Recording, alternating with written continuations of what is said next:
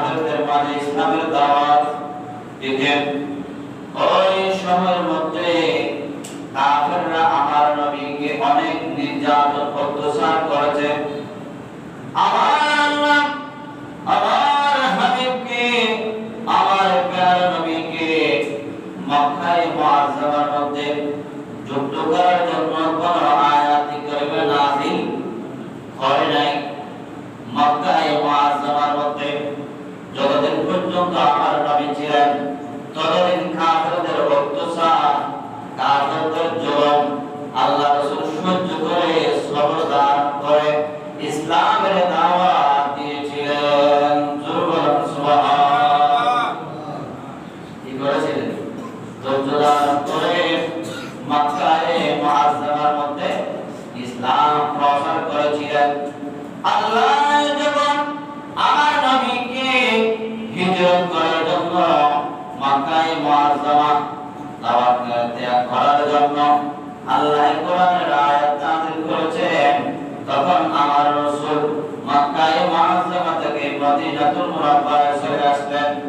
মদিনাতুল মুনাওয়ারায় আমার নবী চলে আসে, ওখানে হায়াতুন নবী ইসলামের দাওয়াত দিচ্ছেন। তখন মানুষ দলে দলে আর যাকে যাকে দলে দলে আমার নবীর দাওয়াত গ্রহণ করে, নবীর শান চরিত্র দেখে, নবীর আচার ব্যবহার দেখে, হায়াতুন নবীর কথাবার্তা শুনে মদিনা শরীফের অসংখ্য মানুষ মুসলমান হয়ে যাচ্ছে। সুবহানাল্লাহ। তাহলে কি হয়ে যাচ্ছে? মুসলমান হয়ে যাচ্ছে।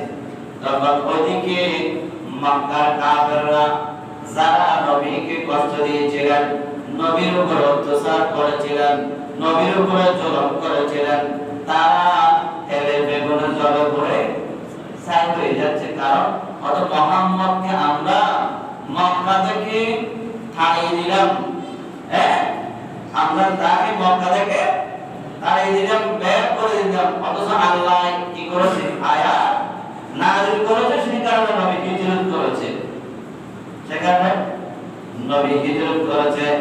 কিন্তু তারা বলতেছে আমরা মুহাম্মদকে মক্কা থেকে তাড়িয়ে দিলাম।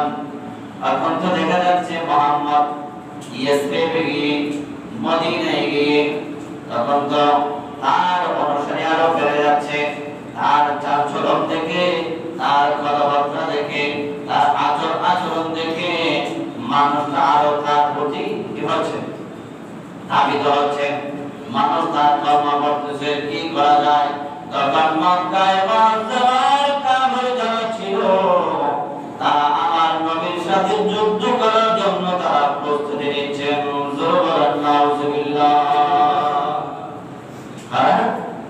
প্রস্তুতি নিচ্ছেন, পরিকল্পনা করতেছে। মদিনার মধ্যে যারা ইহুদি আছে, অনেক মুনাফিক আছে, তাদের সাথে মক্কার কাফেররা কি করতেছে? হাত আঘাত করতেছে, তারা যোগাযোগ করতেছে। যোগাযোগ করে কিভাবে নবীকে কষ্ট দেওয়া যায়, কিভাবে নবীর সাথে যুদ্ধ করা যায়, নবীকে অপমানিত করা যায়, তারা সে ধরনের কৌশলগুলো তারা কি করতেছে? কৌশলগুলো তারা তৈরি করতেছে। ওদিকে মদিনা শরীফের মানুষরা, নবীর সাহাবায়ে কেরামরা তারা খবর পেয়ে গেল মক্কার কুরাইশরা আমার নবীকে কষ্ট দেবে, নবীর সাথে তারা যুদ্ধ করার জন্য মদিনার ইহুদিদেরকে, মদিনা শরীফের মধ্যে যারা নবীর বিরুদ্ধে আছে তাদেরকে তারা উস্কানি দিচ্ছে। তারা বিভিন্ন লোক থেকে নবীর সাথে ঝগড়া করার জন্য তারা প্রস্তুতি নিচ্ছে। তখন আল্লাহ পাক রব্বুল আলামিন বলছেন, হাবিব, হে আমার হাবিব, আপনি মক্কায় মুআজ্জামার মধ্যে অনেক কষ্ট করেছেন, কাফেরদের অনেক অত্যাচার আপনি সহ্য করেছেন, আপনি সবর ধারণ করেছেন। আপনি এখন আর এরকম করবেন না। আপনি তাদের সাথে মোকাবিলা করবেন, আপনি তাদের বিরুদ্ধে যুদ্ধের জন্য প্রস্তুতি নেবেন। আল্লাহ তখন দেশে কারণ কিতাব আছে, আমি দেখেছি নবীর মক্কায় মুআজ্জামার যে জীবন ছিল, এটা হচ্ছে আমার নবীর অত্যাচার, অনাচার, নবীর উপর জুলুম চলেছিল। এটা সহ্য করে নবীর কষ্টের জীবন ছিল মক্কার জীবন। মদিনার জীবন নবীর সংগ্রামী জীবন। অর্থাৎ মদিনা শরীফের মধ্যে এসে যতদিন নবী ছিলেন ততদিন পর্যন্ত সংগ্রাম করেছিলেন। আল্লাহ রাসূল যুদ্ধের মাধ্যমে ইসলাম প্রচার করেছিলেন এবং কাফেরদের সব মোকাবিলার জবাব আল্লাহ রাসূল দিয়েছিলেন। সুবহানাল্লাহ। কিতাবে আছে আল্লাহ রাসূল একটা না দুইটা না, এগুলোকে গজওয়া বলে। আল্লাহ রাসূল 19টা যুদ্ধের মধ্যে নিজে সশরীরে উপস্থিত ছিলেন। সুবহানাল্লাহ। কত যুদ্ধ? 19। কিছু কিছু রাওয়ায়াতের মধ্যে আরো বেশিও আছে। মশহুর হচ্ছে 19টা গজওয়া। তার মধ্যে অনেক যুদ্ধ নবী নিজে কি করেছেন? পরিচালনা করেছেন। অনেক যুদ্ধের মধ্যে নিজে আল্লাহ রাসূল তলোয়ার নিয়ে কাফেরদের উপরে ঝাঁপিয়ে পড়লেন। সুবহানাল্লাহ। যে আয়াতে কারিমা আল্লাহ রাসূলকে মদিনায় পাকে আল্লাহ যুদ্ধ করার জন্য বলেছিলেন, এই আয়াতে কারিমা হচ্ছে সূরা হজ। সূরা হজের 39 নম্বর আয়াতে কারিমা আল্লাহ নাযিল করেছেন যুদ্ধ করার জন্য। সর্বপ্রথম আয়াত, এই আয়াত নাযিল হয়েছে দ্বিতীয় হিজরি সর্বমাত্র 12 তারিখ এই আয়াতে কারিমা নাযিল হয়েছে। তাই এই আয়াতে কারিমা যখন নাযিল হলো, সূরা হজের 39 নম্বর আয়াত, নবী পাক সাল্লাল্লাহু আলাইহি তখন থেকে যুদ্ধ করার জন্য, নবীর সাথে যারা যুদ্ধ করবে ওই যুদ্ধের মোকাবিলা করার জন্য, ফারদা নামাজ পড়ার জন্য আল্লাহ রাসূল সাহাবায়ে কেরামদেরকে বলেছেন যে যাদের ঈমান থাকাযুক্ত তারা নবীর সাথে যুদ্ধ করার জন্য তৈয়ার, জান দেওয়ার জন্য তৈয়ার। কেন? খোদা পেতে ছেড়ে, নবী পেতে ছেড়ে জান ও মাল সব কিছু আল্লাহর রাস্তায় দিয়ে দিতে হবে। সেখানে আমার আল্লাহ বলে, জান দে দো ওয়াদায়ে দিদার পর, জান দে দো ওয়াদায়ে দিদার পর, জান দে দো ওয়াদায়ে দিদার পর, নকদ अपना दाम ही जाएगा, नकद अपना दाम ही जाएगा। सलातुनिया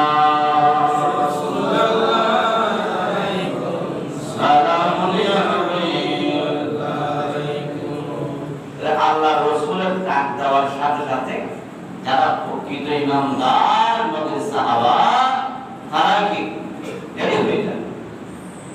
এই 17 রমজান জুমার দিন ছিল, 17 রমজান জুমার দিন ছিল, দ্বিতীয় হিজরি শুক্রবার ছিল। দিনটা কি ছিল? শুক্রবার, জুমার দিন ছিল।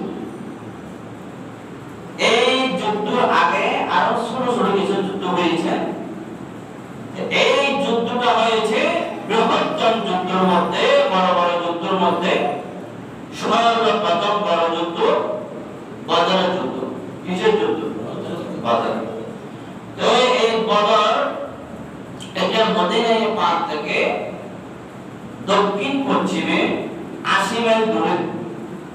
কত? 80 মাইল। মক্কা মুআজ্জামা থেকে উত্তরে, মদিনা পাক থেকে দক্ষিণ পশ্চিমে পশ্চিমে 80 মাইল দূরে একটা প্রান্ত, একটা জায়গা, ওখানে একটা কূপ আছে। ওই কূপের মালিকের নাম হচ্ছে বদর। ওই ব্যক্তির নামে জায়গার নাম হয়ে গেছে কি? বদর। এই বদর প্রান্তের মধ্যে আমাদের দেশে যেভাবে প্রতি বার্ষিক খরচ হয় বা বিভিন্ন জায়গায় খেলাধুলার মেলা হয়, ওই আরবের মধ্যে বদর প্রান্ত যেটা আছে, জায়গা আছে, ওই জায়গার মধ্যে প্রতি বছর একটা মেলা হতো। কি হতো? মেলা। এই জায়গার মধ্যে এই 17 রমজান এই বদর যুদ্ধ হয়েছে। এক পাশে কাফের, এক পাশে মুসলমান ঈমানদার, এক পাশে জাহান্নামী আর এক পাশে জান্নাত। সে কারণে এই যুদ্ধ সকলের অন্তরে গাথা আছে, ইয়াদ আছে, যে যুদ্ধের মধ্যে মুসলমান পরাজিত হবে, কিয়ামত পর্যন্ত আর কি হতো না। আল্লাহ রাখনে ওয়ালা ব্যক্তি দুনিয়াতে আসতো না, আল্লাহর নাম কিয়ামত পর্যন্ত আর মানুষে নিত না। এই যুদ্ধ আল্লাহ পাক রব্বুল আলামিন 5000 আসমানি জগতের ফেরেশতা বানিয়ে আল্লাহ জয়যুক্ত করেছেন আমার নবীকে। জোরে বলে সুবহানাল্লাহ। এই যুদ্ধের মধ্যে কোনো সাহাবা তেমন ছিল না। আমার নবীর সাহাবায়ে কেরাম ছিল মাত্র 313 জন। 313 জন। আর কাফেরদের সৈন্য ছিল এক রাওয়ায়াতে পেয়েছি 1400, আর একবার দেখলাম 1000। 1000 কেমন হলো? ওদের প্রথমে তারা 1400 বের হয়েছে মক্কা থেকে। পরবর্তী কিছু দূর গিয়ে তাদের মধ্যে কিছু কথা কাটাকাটি হয়ে কথা আর হলো আর 400 জন পিছনে ব্যাক চলে আসলো, আর 1000 জন বদরের প্রান্তরে চলে গেল। এই 1000 সৈন্যের সাথে মাত্র 313 জন সাহাবা যুদ্ধ করার জন্য কি হয়ে গেলেন? প্রস্তুত হয়ে গেলেন, রেডি হয়ে গেলেন। নবীর হুকুমে, নবীর ভালোবাসা। এই যুদ্ধের মধ্যে কাফের 70 জন বন্দী হয়েছিলেন এবং 70 জন জাহান্নামে চলে গেলেন। আর ঈমানদার আমার হায়াতুন নবীর উম্মত, আমার হায়াতুন নবীর সাহাবার মধ্যে 70 জন মতান্তরে 5 জন কি হয়েছে? শহীদ হয়েছে, জান্নাতে চলে গেলেন। সবুজ পাখির রূপ ধারণ করে 22 জন বা 14 জন আনসার এবং মুহাজির মিলে কি হয়েছিলেন? শহীদ হয়েছে। এটা রমজান মুবারক শরীফ মাসের কত তারিখ বললাম? 17 তারিখ। আগামী দিন, আগামী রমজান, আগামী দিন। কিন্তু দিনটা ছিল সোমবার। এই বদরের ময়দানের মধ্যে কাফেররা বড় বড় নেতা, যারা অনেক নেতা শহীদ জাহান্নামে চলে গেল। কাফেরদের অনেক বড় বড় নেতা, সরদার, ফলোয়ার জাহান্নামে চলে গেলেন। তার মধ্যে সবচাইতে যিনি বড় ফলোয়ার, যুদ্ধবীর, যার নাম আবু জেহেল। কি নাম? আবু জেহেল। তবে আমার আল্লাহ এই আবু জেহেলকে এমন ভাবে মার দিলেন, জাহান্নামে পাঠিয়ে দিলেন।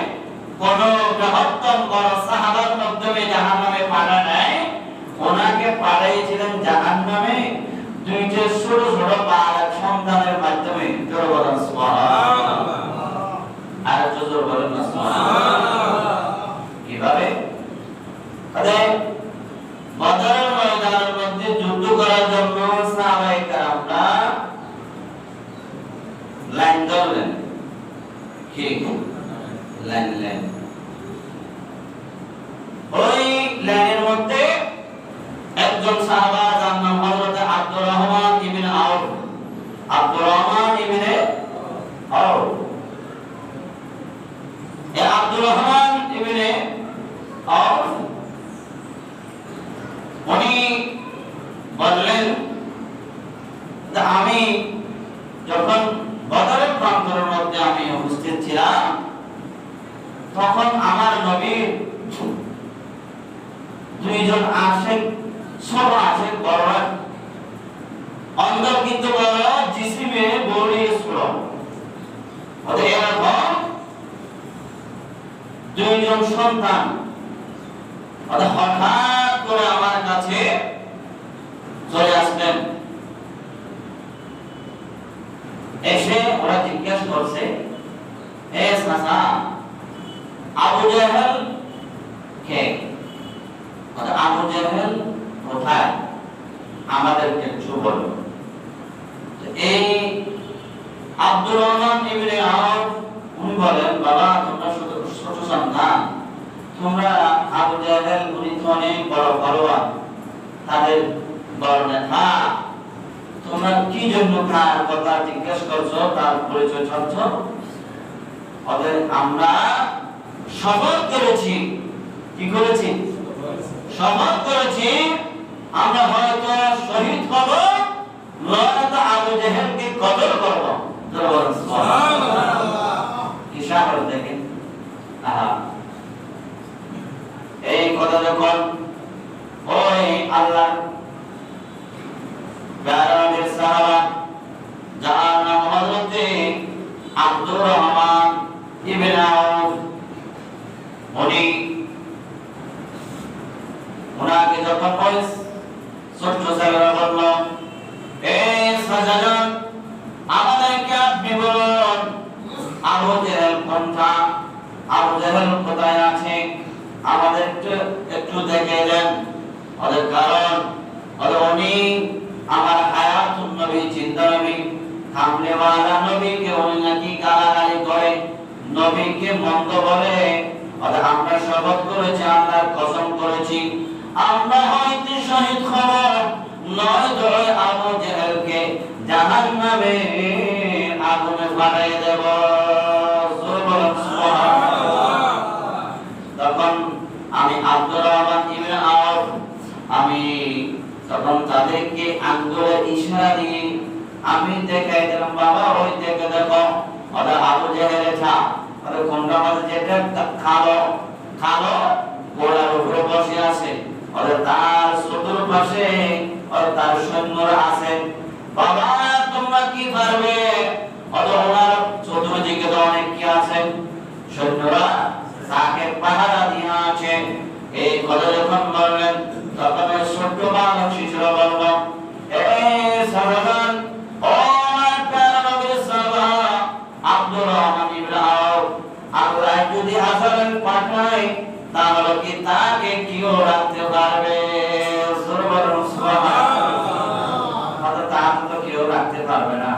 আল্লাহ আযাব পাঠাবে, আযাব চলে আসতো, তাকে হাজারো সৈন্য দিয়ে সৈনিক দিয়ে ঘিরে রাখলে তাকে কি করা যাবে না, রাখা যাবে না। হযরত আব্দুর রহমান ইবনে আউফ রাদিয়াল্লাহু তাআলা বলেন, ওদের আমার জবান থেকে কথা শেষ হতে না হতে ওই ভাই বীজের মতো তারা চলে গেলেন। সুবহানাল্লাহ। ভাই বীজের মতো চলে গেলেন।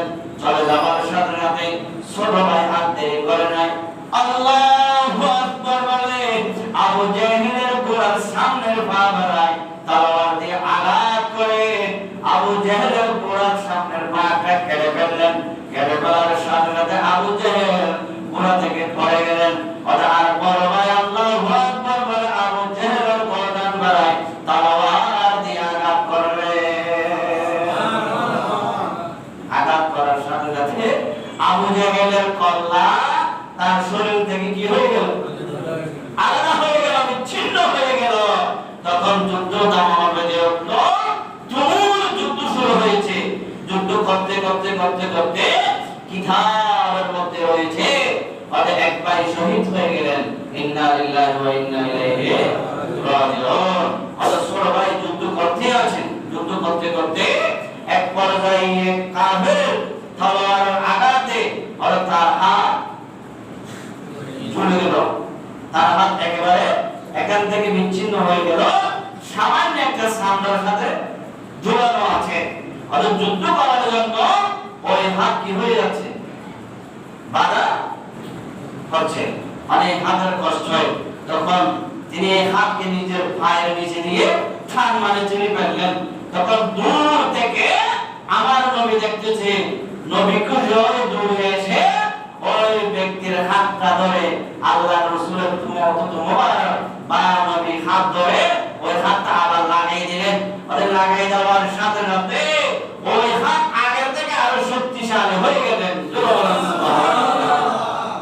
আর এরপরে আবার যুদ্ধ করতে করতে করতে করতে ওই ছোট সন্তান জান্নাতের মধ্যে চলে গেলেন, শহীদ হয়ে গেলেন। সুবহানাল্লাহ। আরে দেখেন, এটা লাইক শায়র বলে, মর্দে মুসলমান তো মর্দে মুসলমান, এক হাত মে তলवार है हाथ में कुरान। সুবহানাল্লাহ। মর্দে মুসলমান এবং মর্দে মুসলমান হতে হবে অন্তরে নবীর মহব্বত, হাতে কোরআন মজিদ নিয়ে চলতে হবে। তখন ওই ছড়ার পথে আর কোনো কি থাকবে না, ভয় ভয় কিছু থাকবে না। যাই হোক, আল্লাহ পাক রব্বুল আলামিন একদম মানে ফজর হয়ে গেছে না, তাই এই মর্দে মুজাহিদের আলোচনা শুনে রমজানুল মুবারক শরীফ মাস এবং 17 রমজান চিন্তা করেন, তারা রোজা রেখে ময়দানে বদরের প্রান্তের মধ্যে গিয়ে নবীর পক্ষ হয়ে, ইসলামের পক্ষ হয়ে আল্লাহর হুকুম কায়েম করার জন্য, আল্লাহর একজন আছে ইচ্ছা মানুষের অন্তরে ঢুকিয়ে দেওয়ার জন্য, পৃথিবীর প্রত্যেকটা প্রান্তরে পৌঁছার জন্য তারা নিজের জান দিয়েছিলেন। ঠিক কিনা? আমরা এত সুখে শান্তিতে থাকার পরেও এখন তারা নামাজ পড়তেছি, পাঁচ ওয়াক্ত নামাজ পড়তেছি, রোজা রাখতেছি, কিছু হয় না। আমাদের কাছে শান্তি কোথায় থেকে আসবে? একের পর এক গজব আসবে, একের পর এক গজব আসবে। তাই আল্লাহর হুকুম, নবীর মহব্বত, কোরআনের আহকাম, কোরআনে যা বলেছে, নবীর হাদিসে যা বলেছে, এগুলা পুঙ্খানুপুঙ্খভাবে পালন করে এই রমজান শরীফ মাসকে আমরা যেন বিদায় দিতে পারি। আল্লাহ পাক রব্বুল আলামিন সবাইকে তৌফিক দান করুন। আমিন। ওয়া আখির দাওয়ানা আলহামদুলিল্লাহি রাব্বিল আলামিন। আসসালামু আলাইকুম ওয়া রাহমাতুল্লাহি ওয়া বারাকাতুহু।